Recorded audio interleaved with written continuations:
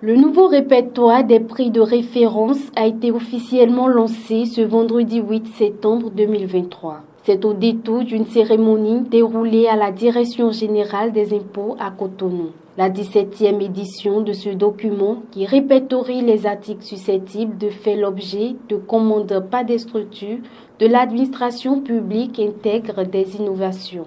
La première innovation, c'est d'abord l'actualisation des prix et la prise en compte des besoins des années passées, notamment les homologations établies au cours des mois précédents.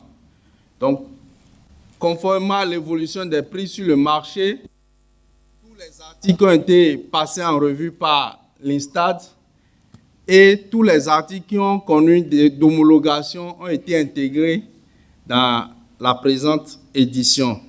La plateforme e-répertoire inclut pour chaque article une fiche d'article comportant un code, une désignation des caractéristiques ou spécifications techniques, des fonctionnalités et de la documentation connexes comme les photographies et les factures associées. Les innovations intégrées font de ce document un outil incontestable qui contribue à l'encadrement des coûts des commandes publiques.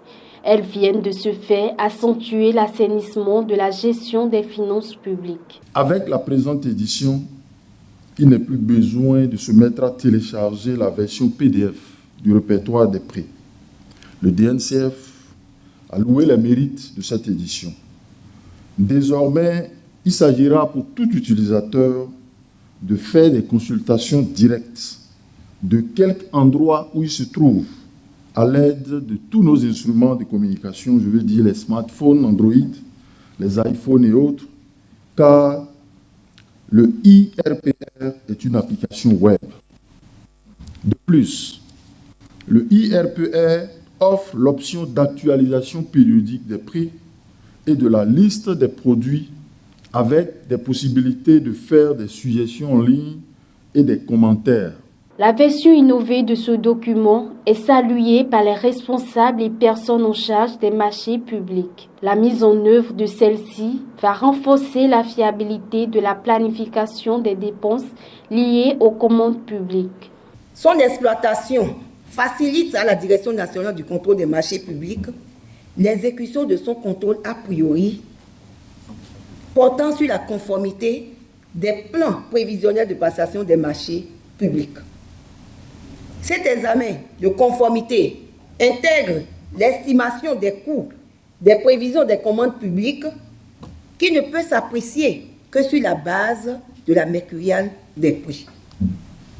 Ainsi, toute validation du plan prévisionnel de passation des marchés publics par la Direction nationale du contrôle des marchés publics est subordonnée à l'utilisation intégrale du répertoire des prix de référence pour l'évaluation des coûts des commandes publiques.